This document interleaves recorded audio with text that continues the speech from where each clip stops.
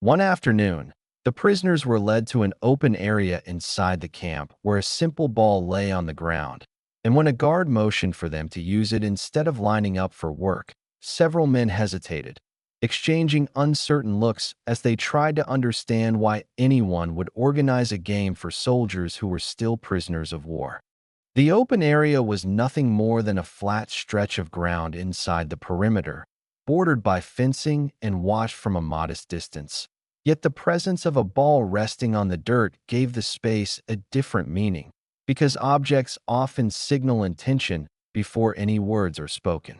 The prisoners had walked across similar ground for roll calls or movement between sections, but this time the guards' gestures were calm and unhurried, pointing not toward tools or tasks, but toward the ball itself, which created a quiet pause as the men tried to interpret what was expected of them.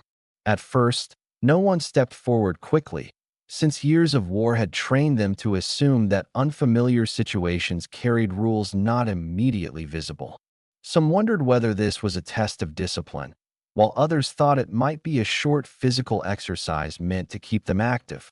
The translator eventually explained that they were permitted to play during certain recreation periods, and that the equipment would remain within the camp, which clarified the purpose but did not immediately remove hesitation.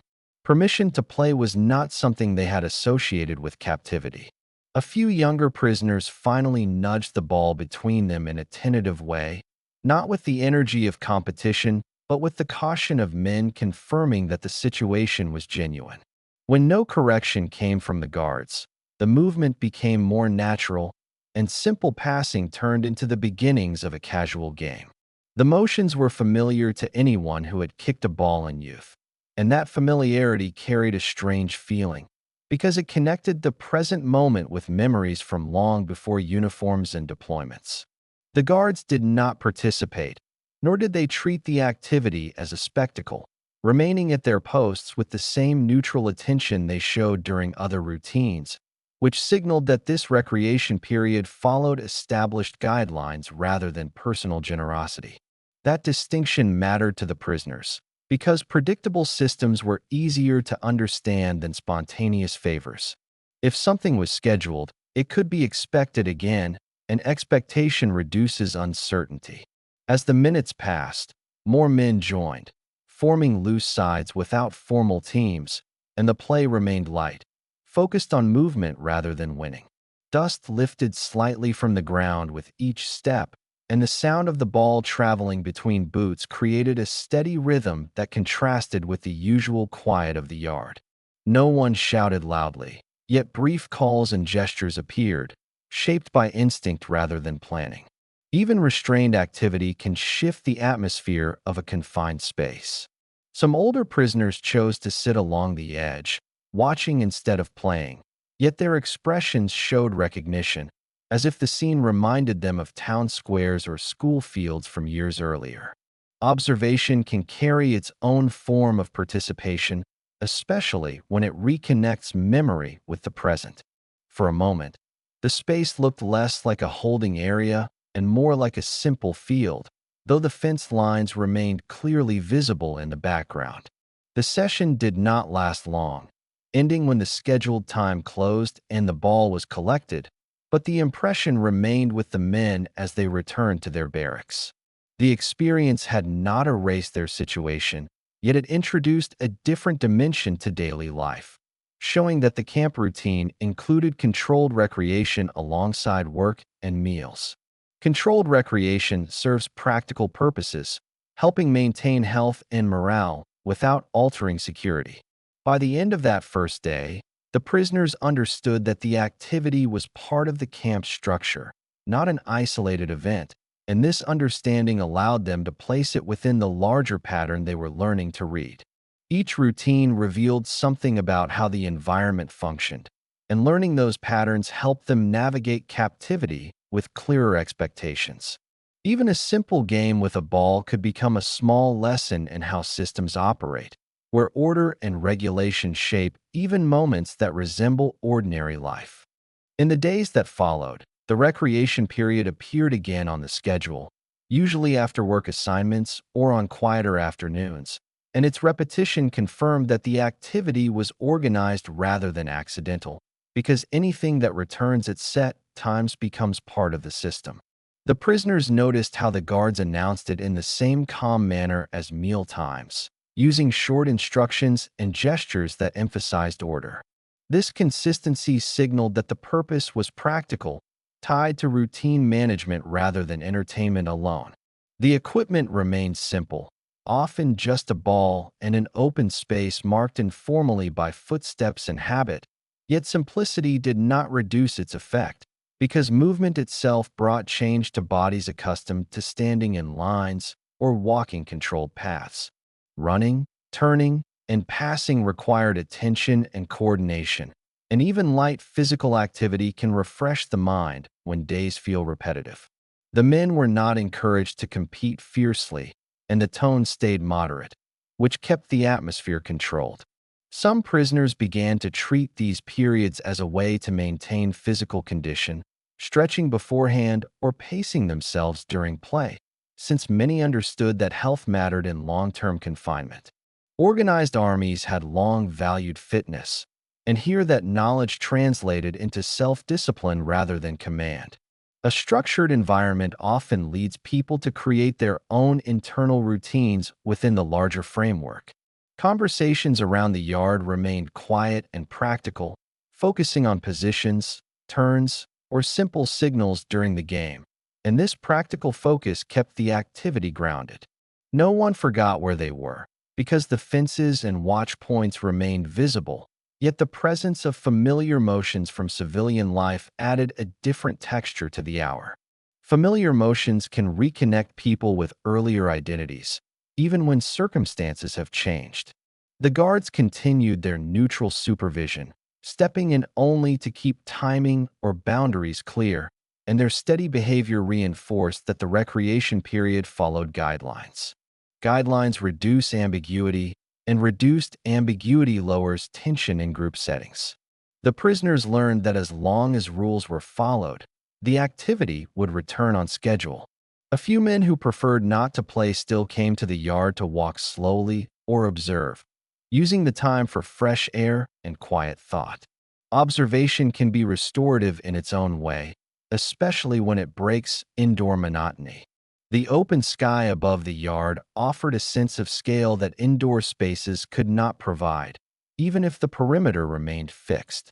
Over time, the recreation period became another marker in the week, dividing days into segments that could be anticipated.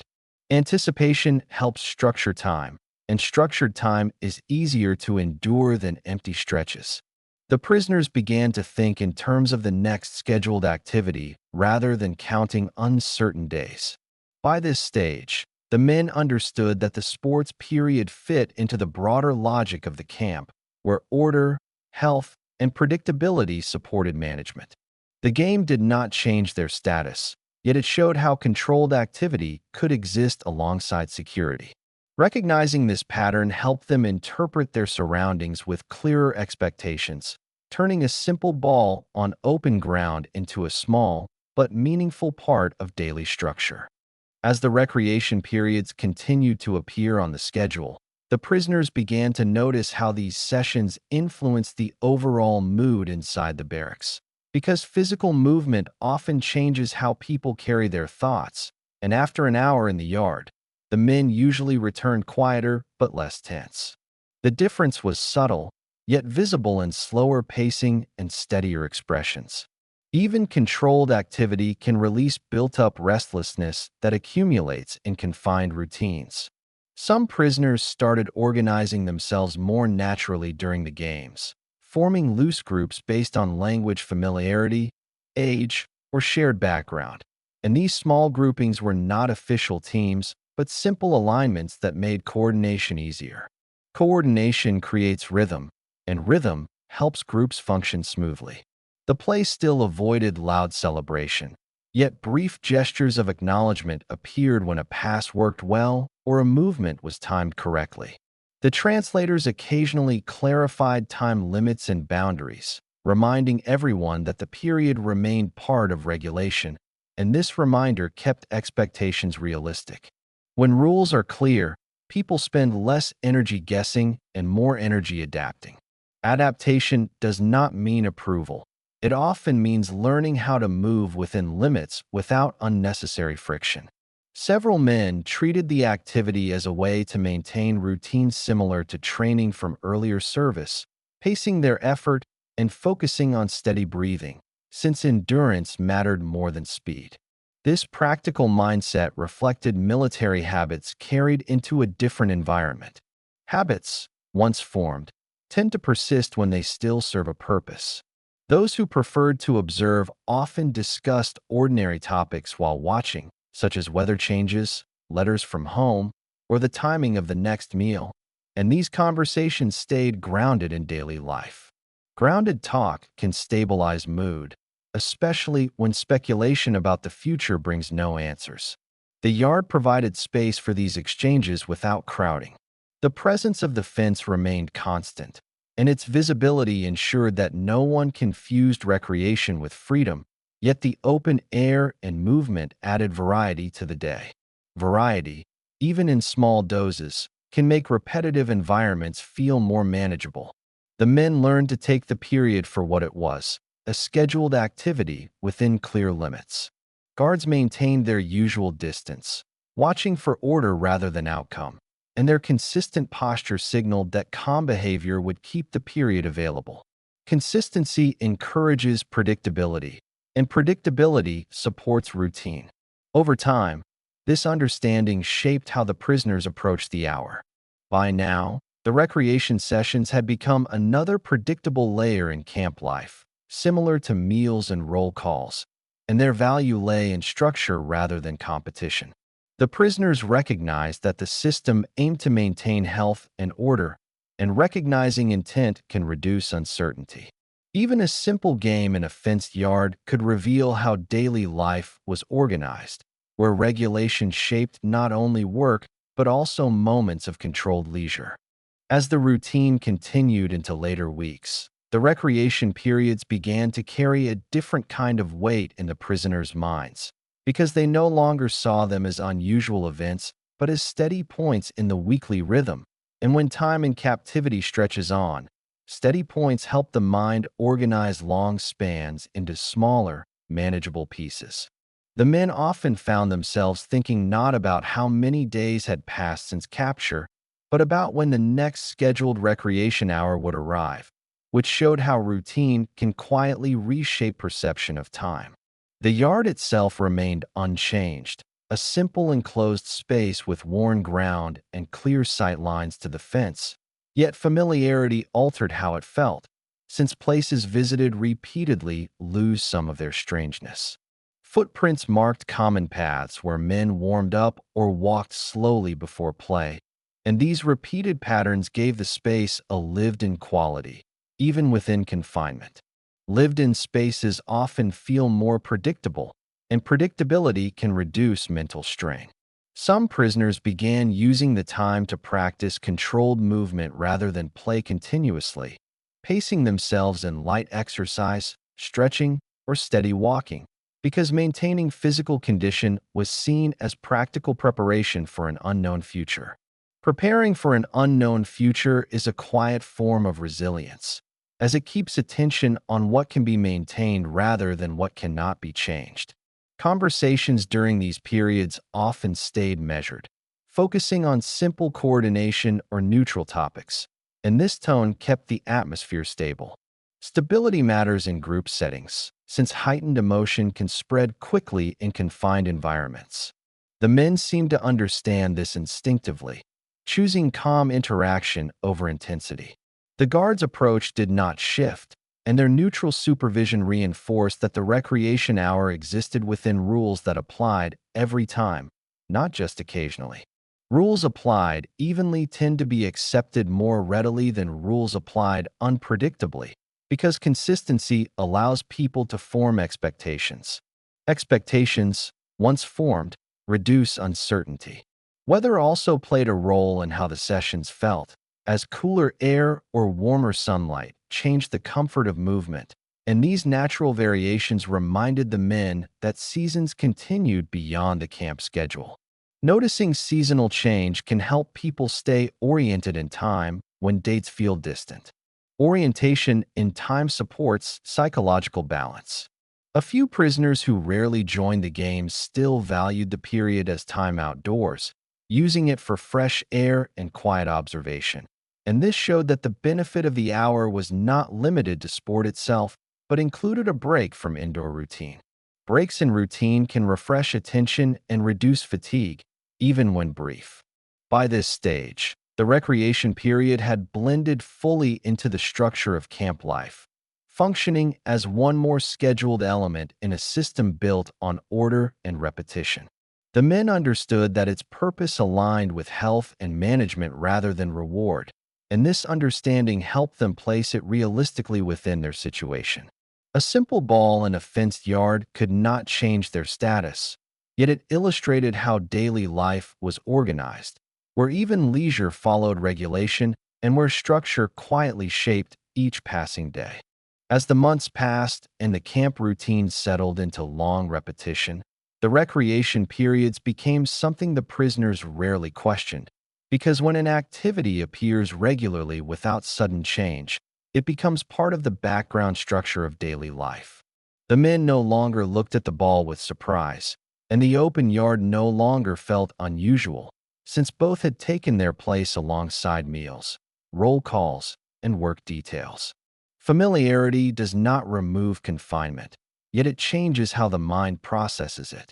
By this stage, many prisoners understood that the purpose of these activities was practical, tied to maintaining physical health and stable morale, which are easier to manage in organized environments. Organized environments tend to reduce disorder, and reduced disorder benefits both those enforcing rules and those living under them. This realization did not create comfort, but it created clarity about how the system functioned.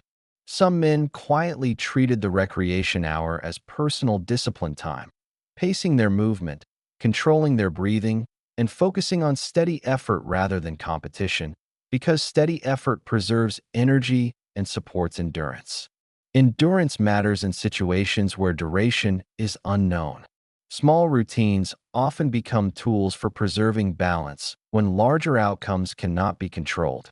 Others use the time simply to be outdoors, walking slowly or standing in sunlight, observing the sky and the gradual shifts in weather, and these observations help them stay connected to the passage of seasons.